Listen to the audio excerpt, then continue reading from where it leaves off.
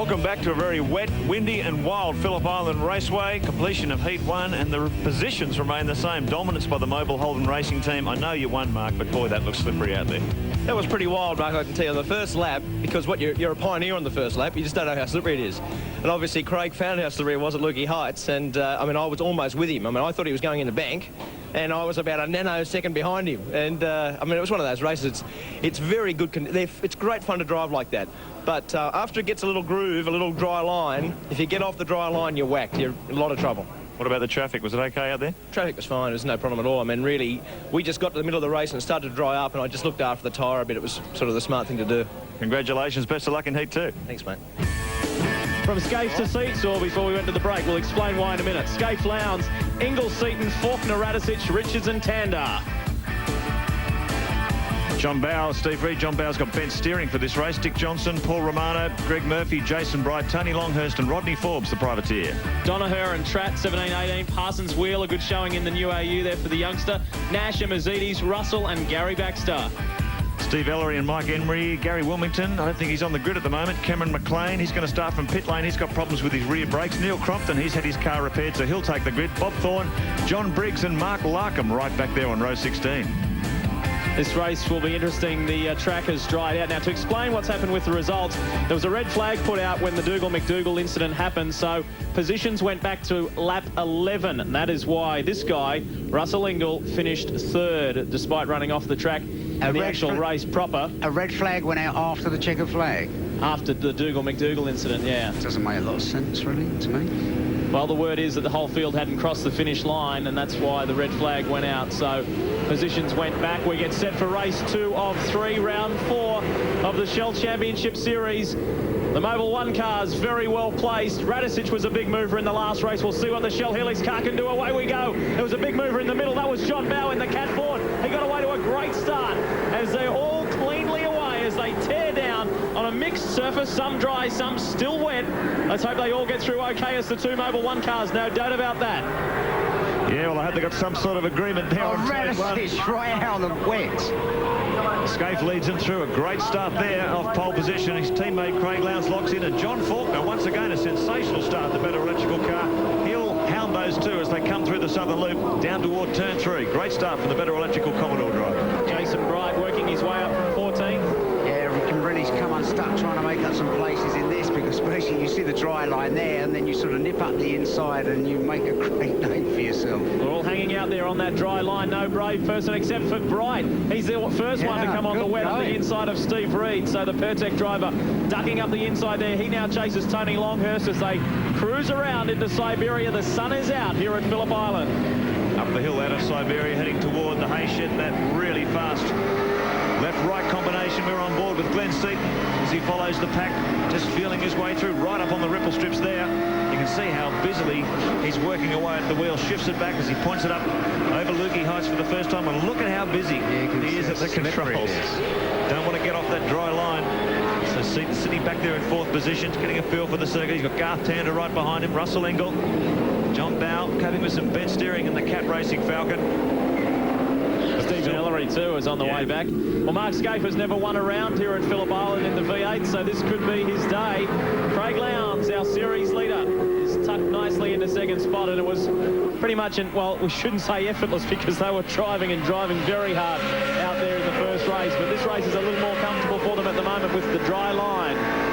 We should point out too, you saw that spectacular vision as we came back from the break of Dougal-McDougall's accident. Dougal did climb out of the car, he's okay, but he's been taken to the hospital to be kept under a few hours of observation. He put a crack in his helmet, it really shook him up, so just want to make sure he's okay before he's released. And a very busy couple of weeks coming up for the Perkins Engineering with both Larry's car and Dougal-McDougall's car, which comes out of the Moorabbin factory.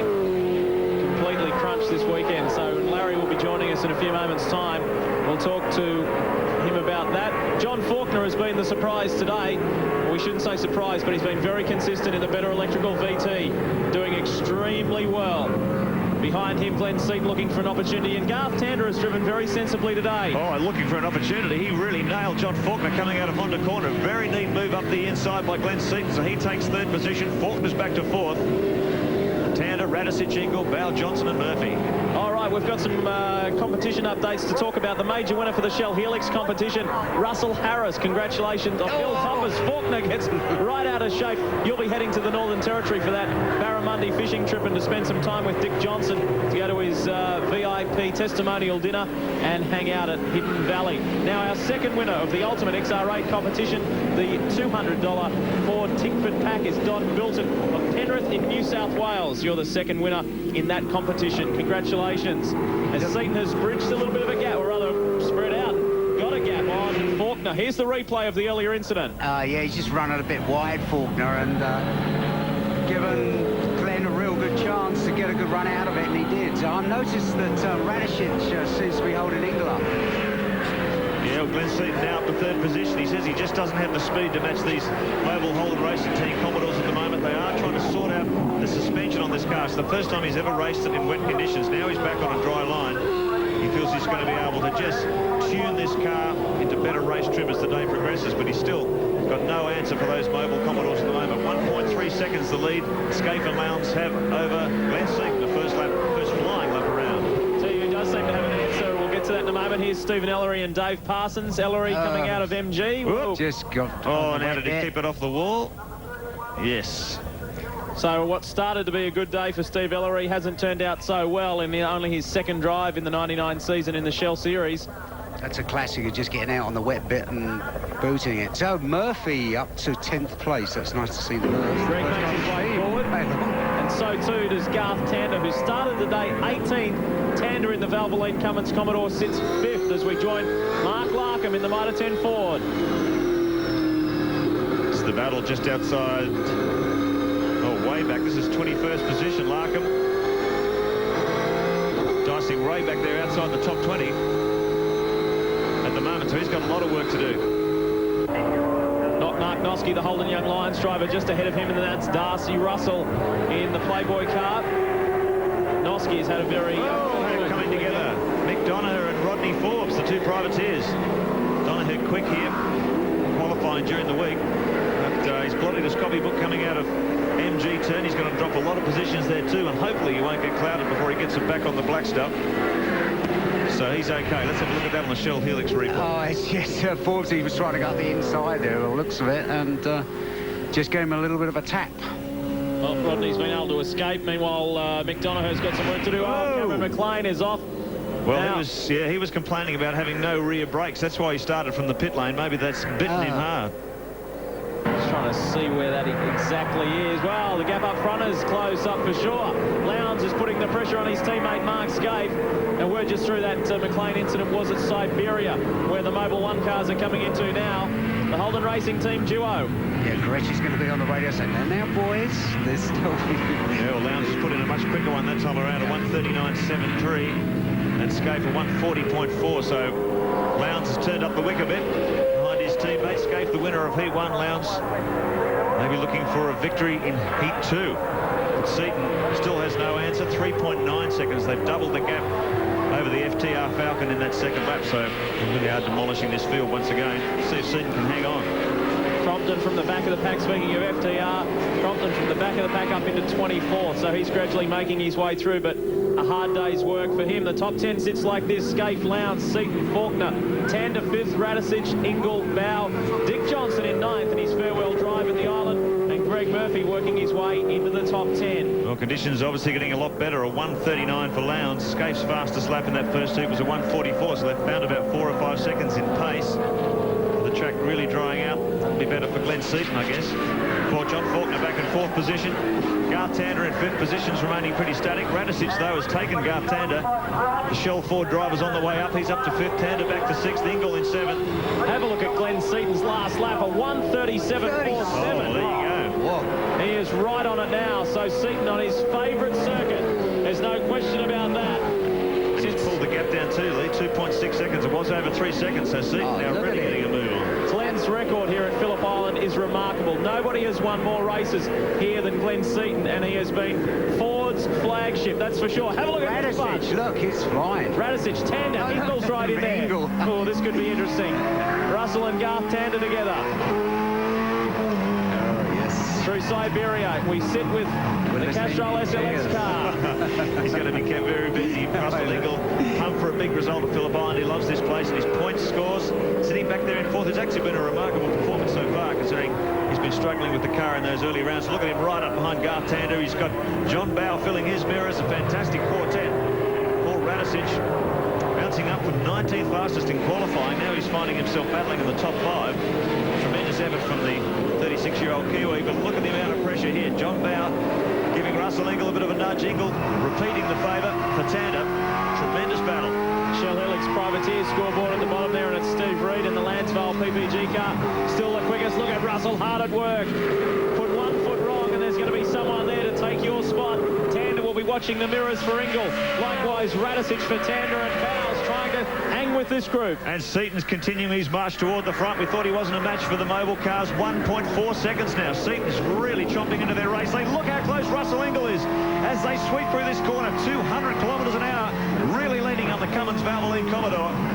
Would you like to be in Tander's shoes now? Or seat? Look how close he is. Out of the loop. He's done it beautifully. Oh, yes.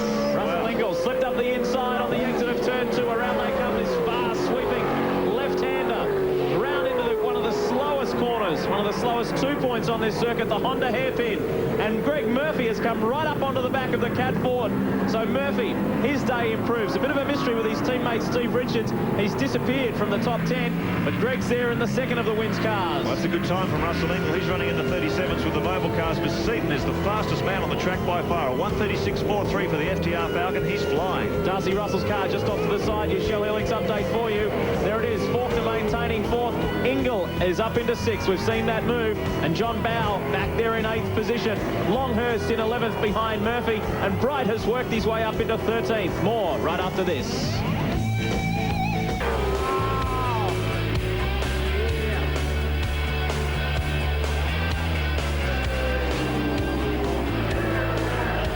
Welcome back to Phillip Island. You're watching race 2 of 3, and it is still the Mobil 1 HRT cars, but Glenn Seaton in the factory Ford is right on their hammer. He is the quickest out there by a mile, and he's down into the 135s now. So from the 137s to the 36s, he has been clearly a second a lap, almost a second a lap quicker than anybody else. So here comes Glenn. We welcome Larry Perkins to the commentary box. Larry, this has been a terrific drive by Glenn Seaton. Yes, he's right on their tail now, but the hard bit is now, can he get past them? And he's certainly not going to, they're not going to make it easy for him. Well, a very unsatisfactory weekend for you. Unfortunately, you crunched the car first thing yesterday morning. You're okay physically first up? Oh, yeah, look, I'm all right, but we had my McDougall car, it's in my stable, it's also crunched, so, yeah, we've had better weekends. Yeah, just looking the back end allowances thing, we're really getting out of shape then. And what do you reckon, Larry? I reckon if Seaton gets right up behind the two on the fast 2 left-handers onto the straight, he's going to get enough of a drag to be able to drag past just after the start line. Well, he could be older, and they've got to drop more power to Fords, and but then the off the line is still wet, and he's going to be a brave bloke to get out there. He's going to get out, yeah, you're right. Well, if you're in Glenn's seat, what would you do? Where would you line these guys up? Well, I'd get right on their tail and harass them. I'd get a lot closer than that if I could, and swap a bit of paint, you know. Larry? Here we go. This is the onboard shot with the Ford Tickford Racing AU XR8 of Glenn Seaton.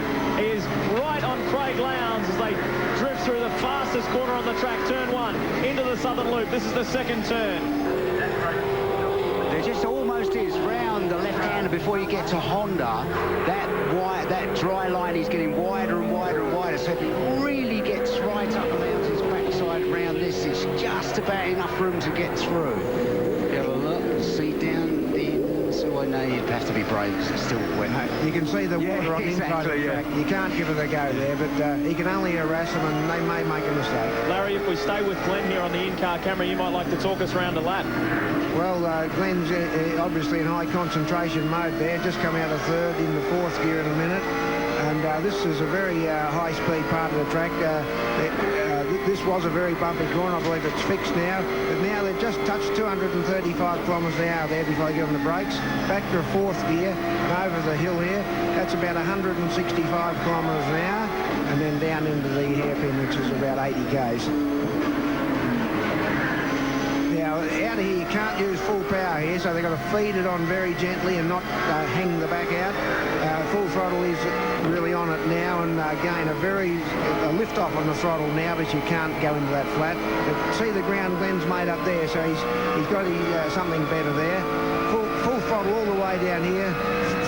Flat throttle gear changes, and yesterday in practice I know Russell was getting 255 down that straight.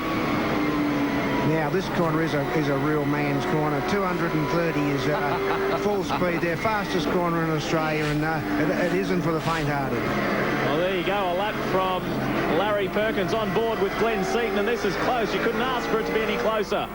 I tell you where Seaton was quick, was round the left-hander, but just going up just before Lukey Heights. It seemed to be quick round by the hay shed and made a lot of ground going up by Lukey Heights. That's right. What I've always suspected, he might have a drop more downforce, which is he's certainly putting for best use. Well, Glenn Seaton right on Craig Lowndes. Now, we've had word through that Paul Radisich has had a spin. Now, this is coming down into MG. Tander's on the inside, and contact there. Around they go. So whether Radisich didn't see Tander making the inside move, Larry, what do you make of that?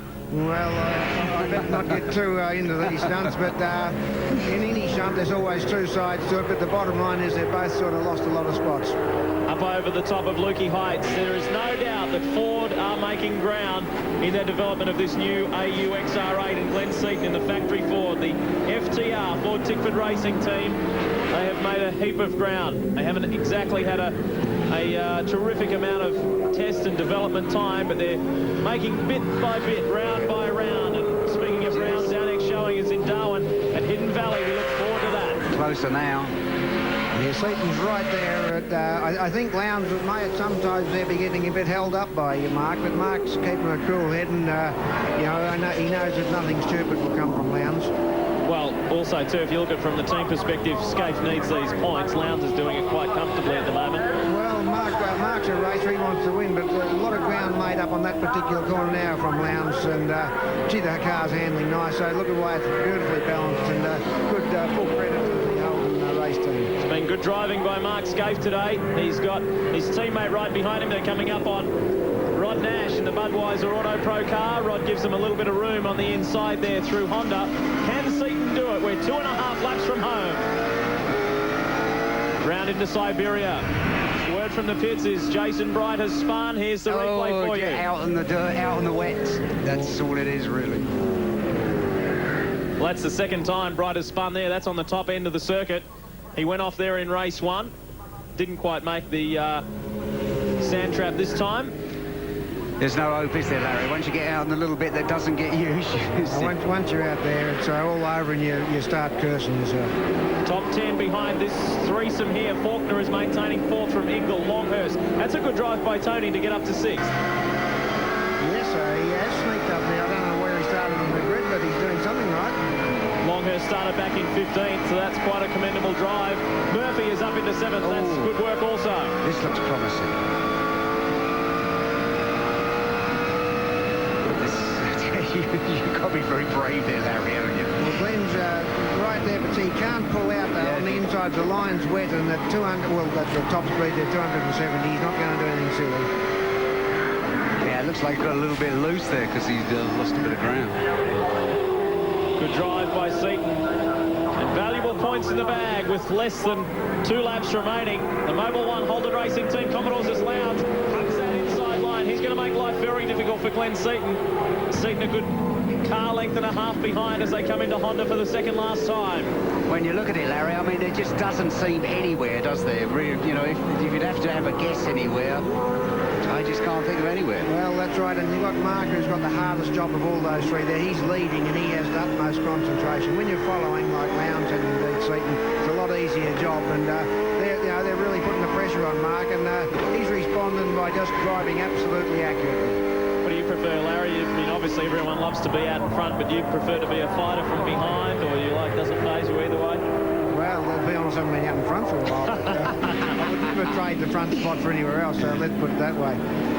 But it is just so much easier to follow, isn't it? You know, it is. Look, it's a much easier task following, and so say the concentration level that Mark's now applying just to make sure he doesn't make it lose his intention. But the hardest part part of any race when you've got real good guys right up there on your bumper like that. One more lap left in race 2 here at Phillip Island. This is the view from the rear of Mark Scaife's car, looking at teammate and series leader Craig Lowndes. Then in the background there is Glenn Seaton in the Ford Tickford Racing XR8. Yeah, Glenn looks like he's lost a bit of ground there. Yes, I think Glenn might have thought, well, I've tried for 4 or 5 laps, couldn't do it. Maybe I'll just go for some points on them. Well, he's got back again there right now, so... Coming up on some of the slower traffic, I think it's Gary Baxter there coming up on, who moves aside and gives them plenty of room as they're on their way home. Scaife well on the way to making it a perfect day, 2 from 2 after not starting from pole position. He started the day in 6th, so it's been good driving by Scaife, especially in race 1 in adverse conditions. Glenn's right back there really with them, but he just can't... There's just nowhere, is there, really? There's just absolutely no chance. See, even if somebody, you get held up through here, like Scaife gets held up through here, there's just nowhere for Glenn to sort of nip through. You can't leap over the sort of Lukey heights and down the inside. You'd really go off someone's You can't put your feet or your wheels on some of that wet bitumen either, because that's a recipe for... Oh, he was going to have a go. But he was... the guy's covered ahead. Hang on a second. Now, did he get through on the inside? No. No. Bob Thorne there in the second of the Super Cheap Autos cars. Well, life is made very difficult there for a moment, but it's not difficult for this guy. Mark Scaife will make it 2 starts, 2 wins at Phillip Island. Well done to the Mobil 1 HRT driver. A good win there. It was close second for Craig Lowndes, and Glenn Seaton in the Ford Tickford Racing AU will make 3rd. There is the man who has cleaned them up today so far. Still 1 race left to go. Larry, good drive. Yes, no, Mark never put a foot wrong, and he really had to concentrate there. And Greg Murphy. Oh, boy. Now, did he...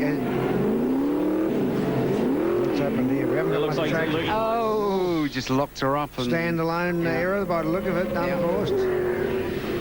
He'll be cursing himself over that. Absolutely, on the last lap. It was well placed too in the top 10. He was in 6th position. So after all the hard work, let's hope Greg can get out of the grass there. Well, Larry, this is the team to beat this year, no doubt. And when they look at Holden teams, it's the Mobil 1 team and your team as the top running Holden teams. Can you guys beat these guys this year? Well, can anyone beat them? I tell you, we've all been trying to beat them, but we've got to be honest, we haven't. And they're continuing on their merry way. The competition is getting closer, like Glenn is right there with them. And, you know, we're now only 10ths behind, not seconds. But you know, they've done a good job. We have to match it. Well, let's have a look at your Shell Helix race score. With a dry, or I guess you could say mixed conditions. Scaife and Lowndes, the 1-2. Seaton, a very good drive. Faulkner consistent ahead of Ingle. Longhurst, Bow and Richards. We look back further. Tander, Johnson, Romano. Now, if you're someone into extreme sports and extreme rides, you'll like this.